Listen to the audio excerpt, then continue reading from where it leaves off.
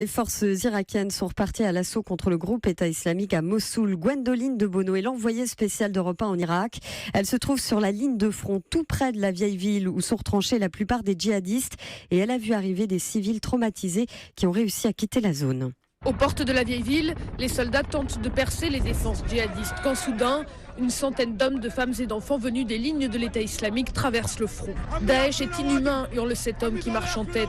Des soldats demandent aux civils de ralentir. Personne n'écoute. Tous n'ont qu'une idée en tête, s'éloigner des tireurs djihadistes qui ont investi leur maison. On était cachés chez nous. Daesh nous a demandé de sortir et d'aller ailleurs. Ils criaient « Sortez, sortez !» Ils nous ont donné 5 secondes pour dégager. Ils ont commencé à compter, puis à tirer en l'air. On a décidé de prendre la route et là, ils nous ont vraiment tiré dessus. Un enfant hurle, une balle a tué son père pendant la fuite. Dans les bras d'un soldat irakien, une fillette saigne. Un éclat d'obus s'est planté dans sa jambe, dit son père affolé.